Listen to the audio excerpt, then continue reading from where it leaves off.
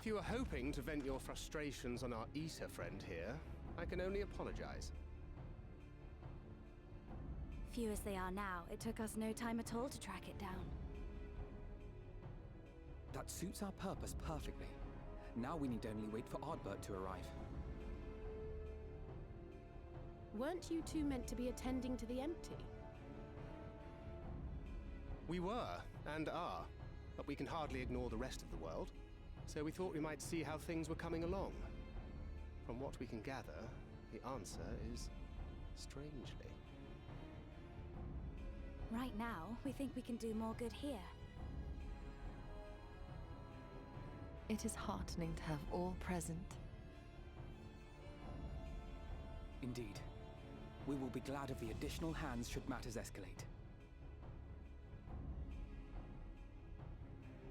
Our quarry has come.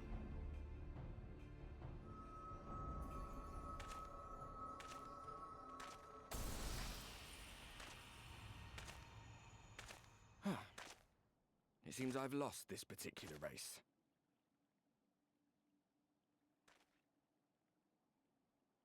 Well, though I suppose it's only fair. When we first met, it was I who outpaced you. Ravana, was it?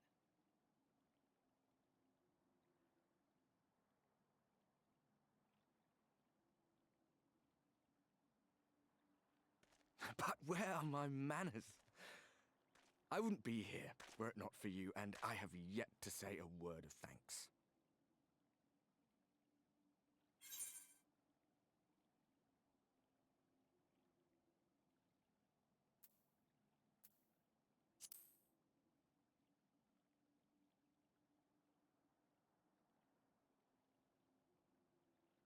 Poor fellow. He will be sorely missed.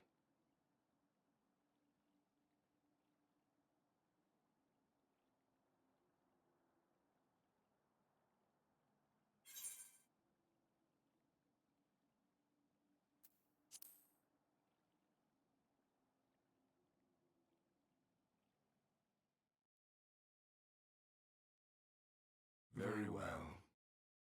Let us forego this pretense. After all, it was never you that I needed to deceive.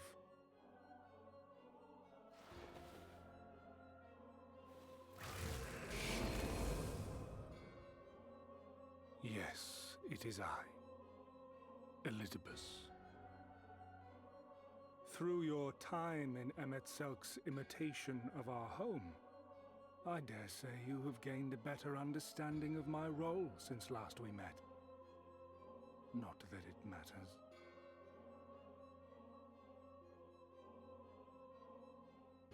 We understand your role, emissary, but not your goal. What is it that you seek to achieve? I seek to enact the will of the Convocation, of course. If it helps you to think of me as but another Ascian, no different in nature or purpose from the rest, you are welcome to do so. Once, I would have said your goal was destruction alone. Now I understand that you fight for something you love, just as we do. Yet though we seem doomed to clash, I bid you consider Emet-Selk's final words. Remember that we once lived, he said. Had he not seen some glimmer of hope in our kind, I do not believe he would have spoken thus.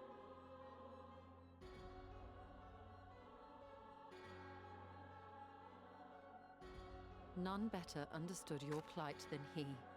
His words must surely be worthy of your consideration.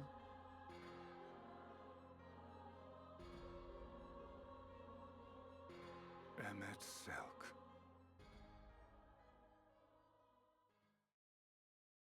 How very unlike you to err so gravely. That one should stray at the end of so onerous a path is understandable, but I had thought you above such weakness. Mayhap you thought the same. Would that I had been present to offer correction. But I shall do so now, as is my duty, and return all to its proper course. As for you, look at yourselves. Look at your history. Look back 100 short years to how your greatest warriors were undone. And now, at but a word from me, you raise your hands in answer like the puppets you are. Naught has changed. You fail, and you fail, and you learn nothing. Allow that which is most important to slip through your fumbling fingers like so many grains of sand, again and again and again, and you would remember us.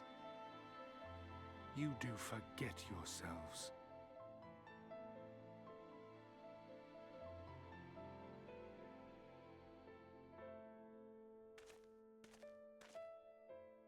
There is no common ground to be found between you and I, nor do I require any.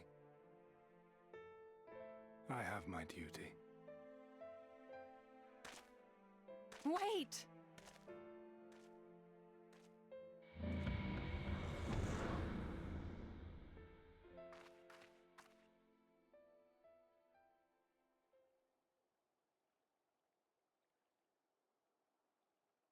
Well, we have confirmed the identity of our foe at least, and 'tis safe to say his objective is the rejoining. But we still have no idea how playing the part of a warrior of light will further his cause, nor why he would spur others to do the same.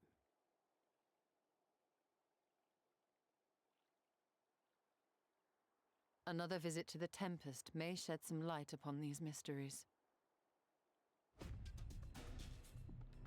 Whether we are to exchange words or blows with Elidibus at our next meeting, the fact remains, we know too little. Ere our paths cross again, I would learn more of the world that once was, and of Elidibus himself. In this, we would be best served going directly to his home, much as Emmett Selk came to ours. Though I see the wisdom in thy suggestion, the Amarot we visited is but a phantom born of Emmett Selk's memory. I fear it will teach us little that we do not already know. I quite agree. Yet the ruins of the actual city remain unexplored. Given the vastness of the Tempest, I should not be surprised were there more such structures like to those in which the Ondo reside.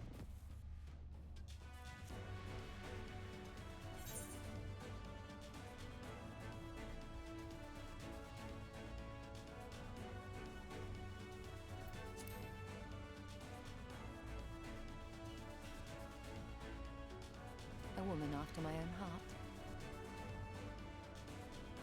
Assuming we are all in agreement, then I suggest we first pay a visit to the Ondo. If anyone can tell us where more ruins are to be found, it is them.